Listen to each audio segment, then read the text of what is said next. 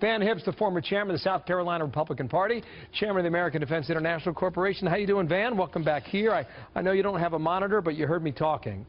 And Bill, and then one day we get back to normal in South Carolina. Well, eventually, maybe Sunday, maybe not. Let's ask the Pope. You heard me talk about Greenville and talk about Charleston, but you want to talk about a specific rural area of your state. What is it? Well, no, I think the rural areas are, I think Trump is going to win. I think the big story is going to be where he wins, Bill. I think it's going to be in the rural areas of South Carolina. I think that's where he's going to get his margin of victory. Such I think Greenville's going to be, well, such as, for example, this week, the Low Country Sportsman, which was a big part of Newt Gingrich's ground game in South Carolina. Hunters, fishermen, farmers came together, about 600 of them in a field, who endorsed Newt Gingrich back in 2012. This network covered it live. This week they endorsed Donald Trump and had 4,800 people at the same location. That tells me his strength is going to come from the rural areas. That's why I believe he's going to get his You mentioned Low Country, but what part of the Low Country? Low Country being down here along the coast. Where? Colleton County, Dorchester, Beaufort, that area. Okay. And then also over into Hampton County too. And I would go up to the PD. The rural areas, that's where I think he's going to get his margin of victory. We'll show some polling now. We talked about this yesterday. This is after the debate, okay? Republican debate, Republican primary, Republican candidate called into question 9/11 and WMD in Iraq and the whole Iraq war. This is what we found, okay, in your state. Among veterans, Donald Trump actually increased his number from 29% to 37%.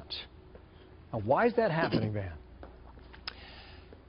I think that Donald Trump, people are, I think underscores the depth and the degree of anger right now towards government and towards politicians. I think it underscores that.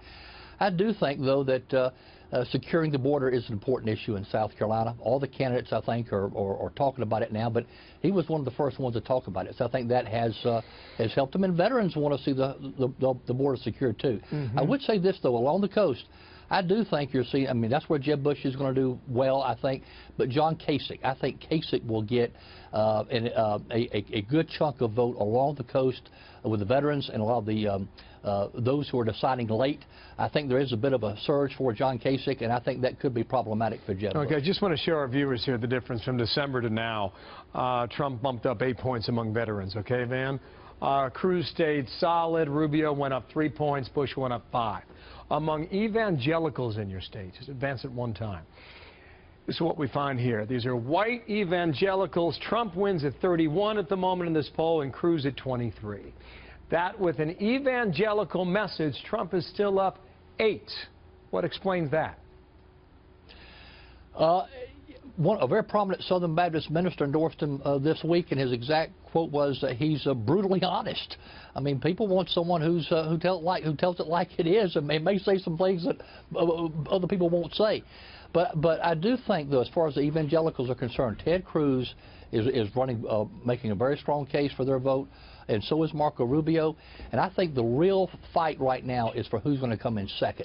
And there's already a lot of spinning going on right now to downplay expectations, but the stakes are very high with Governor Haley's endorsement now of Marco Rubio, and Senator Tim Scott, who is a very popular figure in South Carolina for Marco Rubio.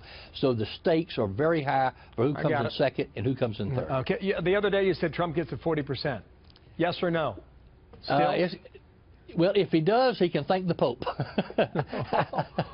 Wow. Yeah, I think what happened, that exchange probably gave him a couple points in South Carolina. That seems to be the general consensus. Sad thing is, I think I'd love to see all what the Pope said, the full context of that, and I don't think we have the full context of it. Thank you, Van. Van Hipp. We'll see if you're right. Thank you, sir. Thanks for coming back.